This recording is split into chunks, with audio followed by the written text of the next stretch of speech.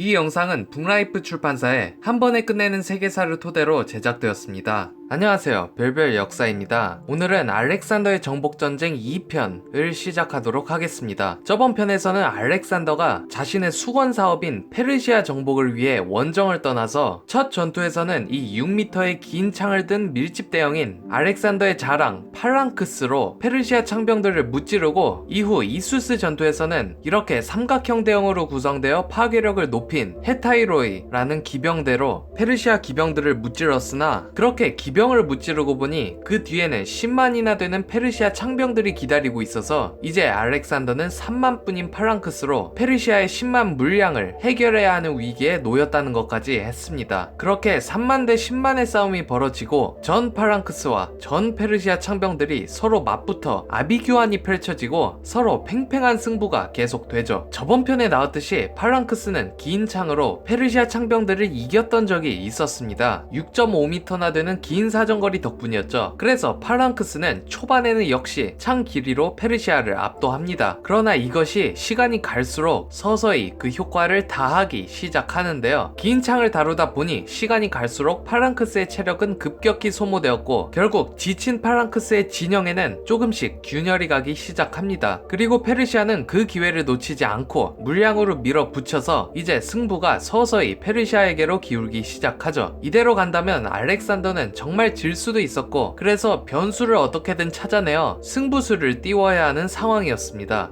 폐하, 이대로라면. 그런데 여기서 알렉산더는 빠른 상황 판단으로 엄청난 임기응변을 발휘하는데요. 알렉산더는 전 군사가 맹렬히 싸우고 있다는 것을 포착하고, 가만, 모든 군사가 싸우고 있다. 그러면 만일 내가 다리우스에게로 곧장 돌격하면 다 싸우고 있으니까 그걸 막을 병력은 없을 거야. 그러면 왕을 잡으러 가주마. 병사는 10만이어도 왕은 하나다. 그리고 알렉산더는 판단을 내린 즉시 재빠른 헤타이로이를 이끌고 곧장 다리우스에게로 진격하죠. 그걸 본 페르시아 병사들은 알렉산더 저놈이 우리 폐하에게로 가는 것 같은데? 하지만 병사들은 눈앞에 닥친 팔랑크스를 막느라 정신이 없었습니다. 우리가 아무리 지쳤다지만 한눈 팔면 곧바로 죽음이다. 여기를 봐라. 그래서 페르시아 창병들은 돌격하는 알렉산더를 방어하지 못했고, 다리우스를 막아야 할 기병들은 저번 편에서 나왔듯이 진작에 헤타이로이에게 격파된 뒤였습니다. 그렇게 알렉산더와 헤타이로이는 어느새 다리우스 코앞까지 갑니다. 뒤늦게 그걸 발견한 다리우스는 왜 나를 지키는 병력이 없는 것이야? 빨리 나를 지켜라. 하지만 너무나 치열하게 벌어지는 전투 속에서 정작 다리우스를 막을 군사는 없었고, 어느새 알렉산더는 다리우스의 바로 앞까지 다가와 다리우스에게 창을 겨누죠. 내가 너의 목숨을 거두고 페르시아의 왕이 되리라. 그러나 그때 싸우던 군사들이 싸우다 엉켜서 우연히 그쪽으로 끌려 들어왔고, 그 때문에 빈틈이 생겼습니다. 덕분에 다리우스는 운 좋게도 빠져나와 알렉산더에게서 도망치는데 성공하죠.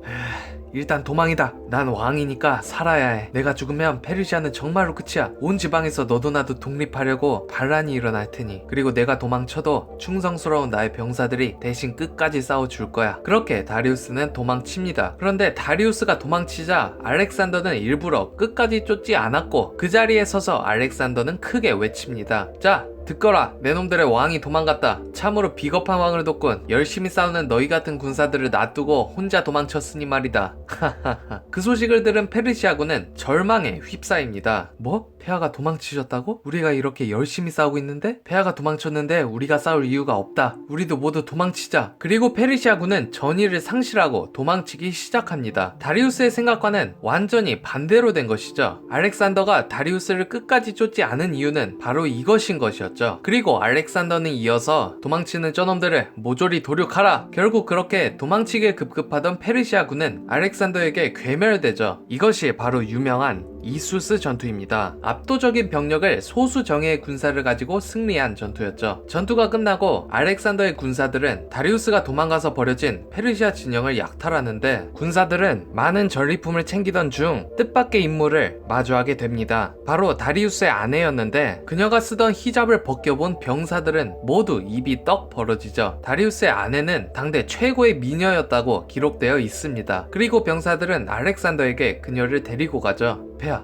다리우스의 왕비입니다. 저희가 봤는데 진짜 미모가 장난이 아닙니다. 폐하께서 직접 확인해 보시죠. 그러나 알렉산더는 나도 많이 들었다. 페르시아의 여자는 눈이 아플 정도로 아름답다고 하니 저 여자는 분명 누구보다 아름답겠지. 그러나 나는 이곳에 영광을 위해 왔지 여자 때문에 온 것이 아니다. 이 여자의 미모를 내게 상기시키지도 말하지도 말지어다. 내가 원하는 것은 오직 페르시아 끝까지 정복하는 것이다 라고 말했다고 전해집니다. 부하들은 감탄하며 다시 돌아가죠. 와, 역시 폐하께서는 다르다. 그런데 기록에는 이렇게 말했다고 나와 있지만 사실 알렉산더는 말만 그렇게 했었을 뿐이었고 내 병사들 앞에서는 이렇게 멋있는 말 해놓고 다리우스 왕비를 이따가 여기로 불러들여 예 폐하. 알렉산더는 비밀스럽게 왕비를 불러들이죠. 그리고 왕비는 알렉산더 앞으로 옵니다. 그래, 다리우스의 아내라고? 내 이름은 무엇이냐? 스타테이라. 그래, 스타테이라. 이리로 와라. 그러나 스타테이라는 당신은 페르시아의 예법도 모르나요? 먼저 내 반지에 당신 입을 맞추세요. 그 후에야 당신은 나에게 무언가를 요구할 수 있어요. 포로 주제의 예법? 보아라. 난 이미 너를 가졌는데 페르시아의 예법 운운하다니 가소롭구나. 내 육신은 가질 수 있겠죠. 허나 당신이 페르시아의 예법을 따르지 않는다면 제국은 가질 수 없을 것이에요. 당신은 페르시아 제국의 왕이 되길 원하지 않나요? 그런데 왕비 하나 못 따라서야 제국의 왕이라 할 수 있겠습니까? 이 한낱 포로 주제 입은 살았군. 그런데 왕비는 히잡을 벗고 그러면 내가 당신에게 페르시아의 왕비를 어떻게 다루는지를 알려드리겠어요. 자, 이리로 와요. 제국의 왕이 가져야 할 덕목을 직접 알려주겠어요. 당신이 페르시아의 왕이 될 자격을 갖추도록.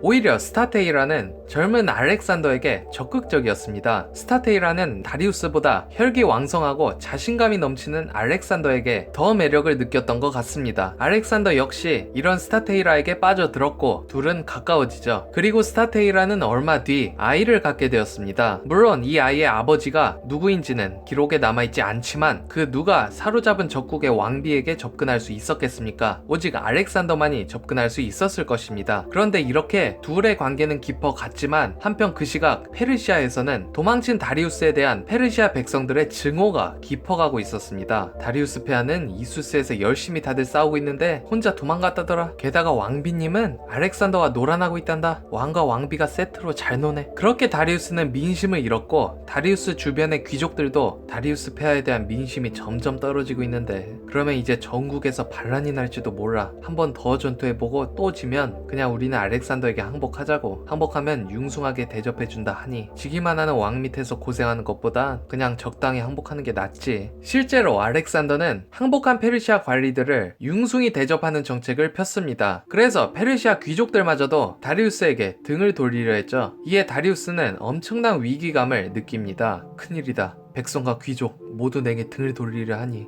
다음 전투를 반드시 이겨야 한다. 그래야만 이들의 신임을 다시 얻을 수 있어. 또 패배한다면 나는 정말 끝이다. 그리고 군사를 또 모으는데 다리우스는 정말 마지막이라는 생각으로 결전을 위해 전국에서 최정예 군사들을 총동원하라는 명을 내리죠. 그런데 이수스 전투 때와 같이 그러기 위해서는 그 넓은 페르시아 전역에서 또 병사를 끌어모아야 하기 때문에 그걸 모으는 데는 시간이 엄청나게 많이 걸렸습니다.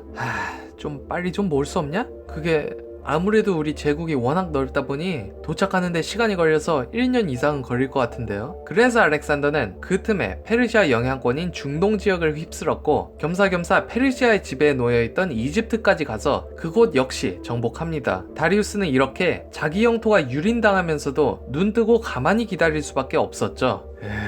제국이 너무 넓은 것도 문제가 되는 거냐? 그리고 알렉산더는 여유있게 정복을 마치고 다시 페르시아 중앙으로 향하죠. 그때가 기원전 331년이었습니다. 그런데 이때쯤에는 다리우스가 병력을 모두 끌어모은 상태였기 때문에 15만의 대군이 모였죠. 그리고 드디어 알렉산더는 심기일전한 다리우스와 가우가메라라는 곳에서 맞붙게 되는데 그것이 바로 가우가메라 전투이죠. 그런데 전투 시작 직전에 알렉산더에게는 큰일이 생기는데 스타테이라가 그만 아이를 낳다가 목숨을 잃었던 것입니다. 아이 역시 사산되죠. 그래서 알렉산더는 스타테이라, 이렇게 갑자기. 하지만 지금은 슬퍼할 시간이 없다. 지금 나는 너의 전 남편과 결투를 벌이려 하니 너는 생전에 내게 제국의 왕이 되는 법을 가르쳐준다고 했지. 그래, 이 전투에서 이기고 너의 남편에게서 왕을 이어받아 제국의 왕이 되어주겠다. 그리고 스타테이라의 장례식을 성대하게 치른 뒤 가우가메라로 가서 전투를 시작하죠. 전투가 시작되자 이번에도 알렉산더는 저 다리우스 놈은 저번 전투에도 보았듯이 도망만 잘 치는 놈이다. 이번에도 저놈에게로 돌진하면 바로 도망칠 것이야. 헤타이로이, 이번에도 너희는 나와 함께 다리우스에게로 돌격한다. 하지만 다리우스도 바보가 아니라서 한 번 당한 것을 두 번 당하려 하진 않았습니다. 저번 전투 때 내가 도망쳤으니 만만해 보였겠지. 그러면 알렉산더 놈은 또 나를 노릴 게 뻔하다. 하지만 우리는 그것을 역이용한다. 철저히 그것을 대비해 두겠어. 그리고 다리우스는 자신의 기병들에게 말하죠. 너희들은 전투가 시작되어도 계속해서 대기하고 있어라. 알렉산더는 분명히 나에게로 올 것이다. 그때 내가 신호를 줄 테니 신호를 받는 즉시 너희는 알렉산더에게 곧바로 돌격하여 그를 역으로 쳐라. 알겠느냐? 예, 배야. 전투가 시작되자 처음에 알렉산더는 파랑크스를 돌격시켜 페르시아 창병들과 맞붙게 하죠. 저번 전투처럼 둘은 맹렬히 싸웠고 역시 전 군사가 싸움을 벌이며 정신이 없었습니다. 그리고 알렉산더는 또다시 이 틈을 노려 저번과 똑같이 좋다. 저번 전투 때와 같은 상황이 만들어졌다. 이제 왕을 잡으러 가자. 자, 헤타이로이, 나와 함께 출격하자. 헤타이로이를 출격시켜 다리우스에게로 돌격시키는데 그런데 웬일인지 전혀 대비가 되어 있지 않았고 알렉산더는 계속 진격하죠. 놈이 저번에 교훈을 깨닫지 못하고 방심을 한 것인가? 똑같이 또 나로서는 뭐 좋은 일이지. 그리고 조금만 더 가면 다리우스에게 도착하는 상황이었습니다. 그런데 다리우스는 그때가 되자 예상대로군. 놈이 나에게로 온다. 그리고 사정거리 안에 들어왔어. 이때다. 기병대 출격해라. 저기 오는 알렉산더 놈을 잡아. 숨겨두었던 기병대를 출격시켜 알렉산더에게로 돌진시키죠. 다리우스가 숨겨둔 기병의 숫자는 1만이나 되었습니다. 반면 헤타이로이는 불과 2,000명이었죠. 기병이 알렉산더에게로 돌진하자 알렉산더는 저놈 기병들이 저렇게나 많이? 병력을 숨겨두고 있었군. 알렉산더가 이끄는 2,000기의 헤타이로이는 빠르게 돌진만 하다가 갑자기 페르시아 기병대를 맞닥뜨리니 다들 멈춰! 방향을 돌려라! 후퇴하기 시작하죠. 알렉산더가 도망치자 다리우스는 놈이 당한 것인가? 후퇴를 하는군. 좋아. 지금은 기회. 저놈을 반드시 잡아라. 놈을 잡지 못하면 엄벌에 처하겠노라. 그리고 페르시아 기병은 알렉산더의 헤타이로이를 맹렬히 추격하죠. 그런데 알렉산더라면 헤타이로이의 쐐기 대형을 통해 이들을 상대할 수도 있었겠지만 이번에는 힘이 붙일 것이라 생각했던지 웬일인지 계속 도망치기만 합니다. 그래서 페르시아 기병들은 하하, 천하의 알렉산더도 이렇게 꽁지 빠지게 도망칠 때도 있구나. 계속해서 추격하자. 그렇게 넓은 평원에서 기병끼리의 추격전이 벌어지죠. 그런데 정신없이 추격하다 보니 그들은 문득 이런 생각을 합니다. 그런데 우리 너무 쫓기만 하니까 어느새 여기는 적 진영 한복판인데? 너무 깊이 들어온 거 아니야? 하지만 알렉산더를 잡지 못하면 엄벌에 처하겠다는 다리우스의 명령이 있었죠. 그래서 페르시아 기병들은 멈추지 않고 알렉산더를 계속 쫓아갑니다. 그런데 이렇게 깊숙이 쫓아가다 보니 그들은 어느새 파랑크스와 페르시아 창병이 열심히 싸우고 있는 곳에까지 끌려 들어갔는데 그런데 알렉산더는 2,000의 헤타이로이를 능숙하게 이동시켜 그 지점을 피해 갑니다. 수가 적어서 방향 전환이 쉬워 수월하게 피할 수 있었죠. 하지만 수가 1만이 넘던 페르시아 기병들은 알렉산더처럼 소수 병력이 아니므로 방향을 그렇게 빠르게 돌릴 수 없었고 결국 피하지 못하고 창병들끼리의 싸움터에 끌려 들어가서 그곳은 아수라장이 됩니다. 뭐야, 우리 기병이 왜 여기까지? 여긴 지금 지옥인데 여기 끼면 어떡해? 한편 파랑크스는 뭐야, 저 기병들이다. 쟤네가 휘말린 것 같군. 저놈들도 쑤셔버리자. 페르시아 기병들은 벗어나고 싶었으나 그곳은 이미 싸움터 한복판이었고 일단 전투에 휘말린 이상 싸워야만 그곳을 벗어날 수 있었습니다.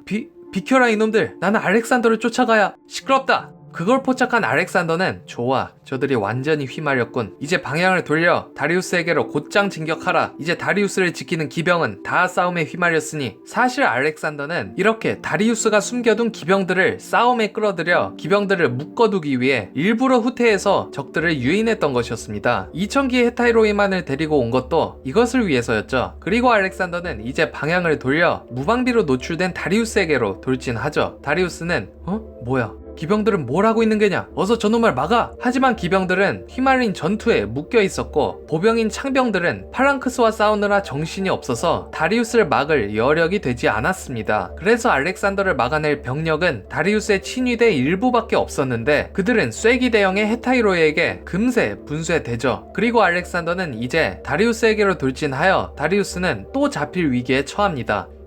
저번과 똑같이 이 멍청한 놈들. 또 알렉산더 놈이 나에게로. 이제 다리우스는 선택의 기로에 섭니다. 여기서 알렉산더에게 맞서다가 장렬히 죽느냐 아니면 도망치느냐였죠. 하지만 다리우스는 싸우다 허무하게 죽는 것보다는 차라리 도망쳐서 다시 한번 기회를 보는 것이 더 낫다고 판단하고, 그래도 나는 살아야 해. 한 번만 더 기회가 온다면 그때는 이런 것까지 대비해서 철저히 전략을 짜야. 일단 도망이다. 다리우스는 후자를 택하고 또 도망쳤는데, 그러나 왕이 또다시 도망쳤다는 소식은 금세 또 페르시아 군사들에게 전해지고, 폐하께서 또 도망쳤다고? 와, 폐하는 정말 자기 목숨만 중요한 줄 아나봐. 우리도 그냥 튀자. 싸울 이유가 없다. 페르시아 군사들은 전의를 상실하고 도망치기 시작하는데, 알렉산더는 이때 또 이들을 추격하여 손쉽게 이들을 괴멸시키죠. 그렇게 페르시아는 병력의 대부분을 잃고 이제는 저항 능력을 상실하게 됩니다. 한편 도망친 다리우스는 신하들에게 가서, 얘들아, 나는 도망쳤다. 그래도 내가 살아야 다음 전투를 또 할 수 있지 않겠느냐. 좀 이해해줘라. 제발 나에게 한 번만 더 기회를. 하지만 다리우스의 부하들은, 폐하, 또다시 도망친 겁니까? 차라리 죽기로 싸웠어야 했습니다. 또 도망친 폐하는 이제 완전히 백성들의 지지를 잃었습니다. 이대로면 저희의 권력도 유지가 어렵겠죠. 하지만 나는 너희들의 왕이다. 나는 살아야지. 내가 죽어서야 되겠. 그때 다리우스의 부하는 다리우스를 창으로 찌릅니다. 죽어 마땅하지요. 이미 폐하는 두 번의 기회를 모두 소진했습니다. 이제 우리는 알렉산더에게 항복할 것입니다. 그는 우리를 융숭이 대접할 테니 우리는 권력을 유지할 수 있겠지요. 내 놈들이. 폐하가 자초한 일입니다. 그렇게 다리우스는 부하의 손에 암살당해 버려지죠. 한편 다리우스의 시신은 얼마 가지 않아 그곳을 지나가던 알렉산더 군에게 발견되는데, 이놈이 결국 부하들의 손에 죽은 모양이군. 가급적이면 생포하여 왕위를 직접 물려받으려 했건만, 그래도 일단 왕이 죽었으니 승계자는 있어야지. 내가 페르시아의 왕위를 승계하겠다.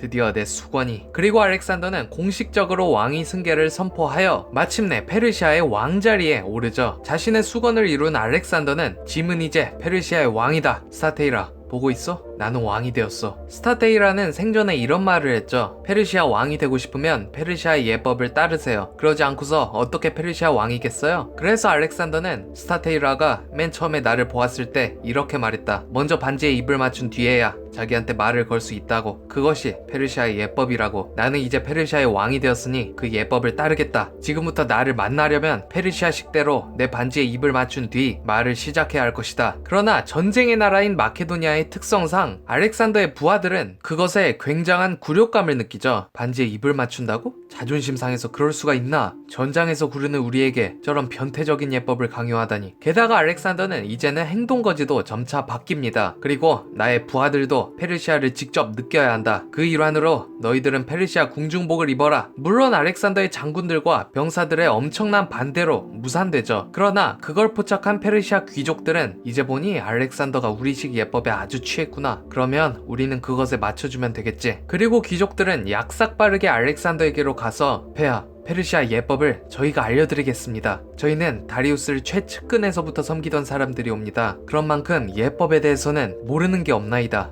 오, 그래, 좋다. 내게 예법에 대해 좀 더 자세히 알려다오. 그래서 알렉산더는 페르시아 귀족들을 가까이 했고, 정작 마케도니아 장군들에게 별 관심을 가지지 않았죠. 때문에 계속 전쟁에서 알렉산더를 따랐던 부하들은 반발심을 가지죠. 아니, 그 용감하시던 폐하께서 왜 저렇게 변하신? 우리는 제쳐두고 페르시아 귀족들하고만. 하지만 지금까지 알렉산더는 자신들을 승리로 이끄는 왕이었으므로 아직 충성심은 완전히 사라지지 않아서 못마땅했지만 겉으로는 계속 충성합니다. 그런데 부하들이 못마땅해하는 심리를 보지 못하고 부하들이 여전히 예전만큼 자신에게 충성한다고 판단한 알렉산더는 이제 왕이 되었지만 아직 페르시아의 동쪽 영토가 남았다. 이제는 동쪽 끝까지 나머지 영토를 점령한다. 이제 페르시아의 나머지 영토를 정복하기 위해 동쪽으로 원정을 떠나죠. 그런데 원정 중에 군사들의 충성심을 이제는 본격적으로 떨어뜨리는 일이 벌어집니다. 알렉산더의 부하가 알렉산더가 거처하던 막사로 갔는데, 폐하,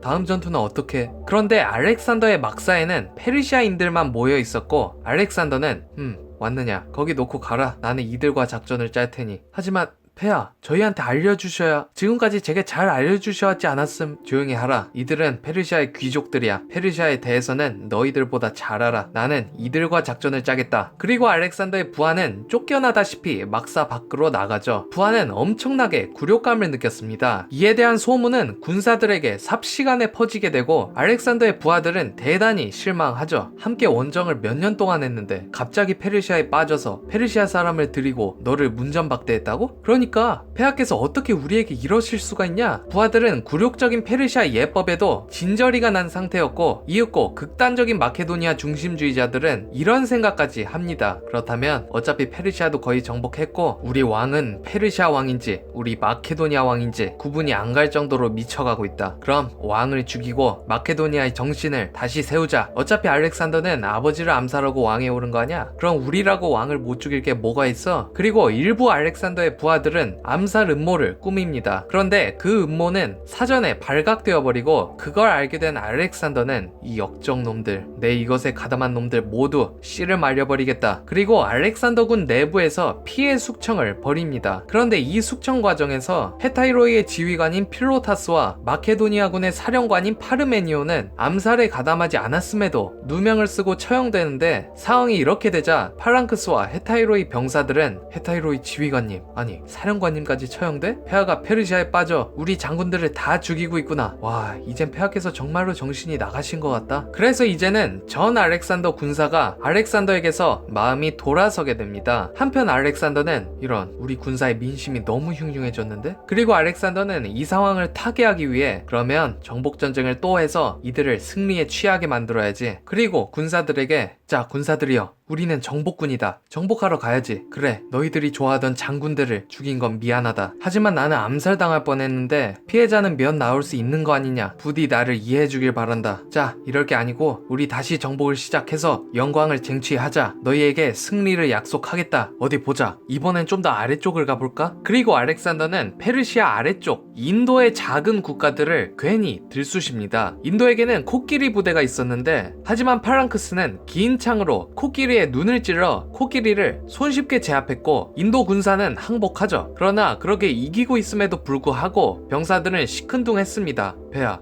우린 이미 충분히 이겼고 재물도 많이 모았어요. 이젠 더 이상 원정을 하고 싶지 않습니다. 페르시아에 빠진 왕 밑에서 정복전쟁을 해봤자 뭐하냐? 적당히 하고 가고 싶다. 뭐야? 지금 나의 명을 거역하는 것이냐? 군법에 따라 너희들을. 하지만 병사들은 집단 파업으로 이에 응수했고 더 이상 군사들은 알렉산더의 명령에도 움직이지 않았습니다. 알렉산더는 이 녀석들이 안되겠다. 나의 화려한 웅변술로 이들의 마음을 돌리겠다. 알렉산더는 그런 병사들에게 웅장한 연설을 해보았는데 그러나 효과가 없었습니다. 그래서 알렉산더는 이번엔 아무 명령도 안 내리고 막사 안에만 틀어박혀 있는 수법도 써보았으나 그래도 병사들은 계속해서 파업을 하죠. 결국 알렉산더도 군사들의 마음이 완전히 나에게서 돌아섰구나. 이제는 정복전쟁을 계속할 수는 없겠다. 알렉산더는 체념했고 그렇게 인도 일부 지역만 복속시킨 뒤 그래, 알았다. 너희들의 의견을 따르겠다. 다시 돌아가자. 그렇게 다시 본국 쪽으로 돌아가죠. 그런데 알렉산더군은 갈 때 페르시아 땅을 지나면서 돌아가는데 다시 페르시아 땅을 밟자 갑자기 알렉산더는 자신이 페르시아의 왕이라는 사실을 다시금 상기하고 또 그것에 취해서 자, 짐 역시 너희들이 페르시아에 대한 불만이 있는 것 잘 안다. 하지만 너희도 페르시아에 매력이 있다는 것을 알아야 해. 페르시아 여자들을 줄 테니 결혼을 해라. 이건 명령이야. 결국엔 너희들도 페르시아를 좋아하게 될 것이다. 이런 무리한 명령을 하죠. 그리고 본보기를 위해 마케도니아 고위 장군 100명에게 강제로 페르시아 여자와 결혼시키죠. 또한 마케도니아의 백성들에게도 대대적으로 페르시아 여자와 결혼시키라는 명령을 내립니다. 물론 나중에 알고 보니 이런 결혼 중 1년 이상 간 케이스조차도 얼마 없었다고 합니다. 그러나 알렉산더는 그저 좋아서 자, 너희도 좋지? 나는 페르시아의 왕이다. 여자는 너희들에게 얼마든지 내려줄 수 있어. 하지만 부하들은 이런 알렉산더를 곱게 보지 않았죠. 자기 장군들을 죽이고 부하들에게 버림받았으면서까지 아직도 페르시아 왕자리에 취해 있다니. 이제는 안 되겠어. 그리고 얼마 뒤 알렉산더는 부하들에게 잔치를 벌이는데 그런데 부하들은 그날따라 웬일인지 알렉산더와 잘 어울리며 즐겁게 술을 마셨습니다. 그래서 알렉산더도 신이 나서 너희들이 웬일로 화기애애하구나. 좋다. 더 취해 보자꾸나. 그리고 분위기가 무르익자 부하들은 폐하, 그러면 이제 술 먹기 내기를 해보시죠. 응? 너희들이 웬일이느냐. 좋다. 누가 더 주량이 크나 대결이다. 그렇게 알렉산더는 술을 드립다 마시는데 부하들이 권하는 술을 계속 마시다 보니 알렉산더는 포도주를 원액만 6.5리터나 마시게 됩니다. 또한 거기서 끝이 아니었죠. 마지막 술이 커다란 독에 담겨 있었는데 폐하, 이 술도 마셔보시지요. 폐하라면 능히 이만큼도 드실 수 있을 것입니다. 알렉산더는 오냐, 내가 남김없이 다 먹어주마. 그리고 그 마지막 술을 들이키고 알렉산더는 뻗어버리는데, 그런데 술을 마시고 이튿날부터 알렉산더는 고열이 나고 고통을 호소합니다. 웬 열이 이렇게, 어제 너무 무리했나 보다. 좀 쉬면 나아지겠지. 그리고 계속해서 휴식을 취하죠. 쉬면서 이야기꾼을 불러 재미있는 모험담을 들으며 릴렉스를 했습니다. 그러나 고열은 멈추지 않았고 오히려 점점 상태가 나빠졌죠. 왜 이렇게 몸이... 그리고 곧 몸을 가누기도 힘들게 되어 누워서 부하들에게 명령을 내릴 수밖에 없어지고, 결국 고열이 계속되자 뇌가 열을 받아 손상을 입어 말조차 못하는 지경까지 되어 이제는 혼수 상태에 빠집니다. 알렉산더가 그렇게 되었다는 것을 안 고위 장교들이 너도나도 찾아와 알렉산더에게 다음 후계자로 누구를 지정하겠느냐고 물어봅니다. 그러나 알렉산더는 말을 할 수 없었죠. 그리고 얼마 뒤 알렉산더는 세상을 떠납니다. 이 고열과 죽음의 원인은 정확히 밝혀진 바가 없어 많은 설들이 존재하는데, 너무 많은 술, 과도한 식사로 인해 크게 체하여 급성 췌장염으로 죽었다고 보기도 하고, 독살설도 있는데 알렉산더가 마지막 술을 마실 때, 거하게 한 잔 들이킬 때 사실 그곳의 부하 중 한 명이 그곳에 시름시름 앓다가 죽게 되는 독을 탔고, 그걸 마시고부터 알렉산더는 고열이 나서 앓다가 죽었다는 설도 있습니다. 부하들의 신임을 잃었던 알렉산더였으므로 이 독살설도 어느 정도 일리는 있습니다. 아무튼 알렉산더가 죽자 그가 정복한 그 넓은 땅은 온갖 문제점을 낳게 되는데, 알렉산더가 정복하는 사이 마케도니아의 고위 관료들은 다들 늘어난 땅으로 재산을 불리기에 바빴고, 후계를 남기지 못하고 죽은 알렉산더 때문에 왕의 후계자를 자처하는 사람들은 너도나도 싸움을 벌여서 알렉산드로스 제국은 결국 알렉산더가 죽고 곧바로 분열되고 맙니다. 알렉산더는 불과 33세의 나이로 사망했는데요. 그는 오히려 일찍 죽었기 때문에 영웅으로 남은 사람이었을지도 모릅니다. 알렉산더는 죽기 전 아라비아 원정을 준비하고 있었는데, 알렉산더가 살아서 만일 이 원정을 강행했다면 병사들의 신임도 떨어진 상태에서 무리하게 전쟁을 하다 실패했을 가능성이 상당히 높기 때문입니다. 알렉산더가 오래 살았다면 아마 그런 오점이 남았을 수도 있을 것입니다. 그러나 나중에 변질되긴 했지만 알렉산더가 가우가메라 전투 때까지 보여주었던 그 포스는 사람들로 하여금 피를 끓게 만드는데 충분했고, 이때의 풍운한 알렉산더는 지금까지도 우리들에게 전해져 정복 왕으로서 우리들에게 남아 있습니다. 이 영상은 북라이프 출판사의 한 번에 끝내는 세계사라는 책을 토대로 제작되었습니다. 이 책은 특이하게도 5000년 세계 역사를 지도자별, 군사별, 종교별 등등 총 7가지 분야로 나누어서 각 분야의 대표적인 소재들을 소개하는 방식으로 전개되는 책인데요. 이 영상에서 나오는 알렉산더에 대한 내용은 이 책의 지도자 파트에서 나온 것입니다. 이런 분야별 전개 방식 덕분에 저는 이 책을 통해 전체 인류의 역사를 한눈에 보듯 전체적으로 조망할 수 있었습니다. 지금까지 세계사의 흐름을 시간순으로 정리하는 책들만 보다가 이렇게 테마별로 정리한 책을 보니 전체적인 역사의 흐름을 한 권으로 이해할 수 있었습니다. 세계사를 한번 폭넓은 시선으로 전체적으로 조망하시고 싶은 분들께 이 책을 추천드립니다. 이번 영상은 여기까지입니다. 지금까지 시청해주신 분들께 진심으로 감사드립니다. 지금까지 벨벳 역사였습니다.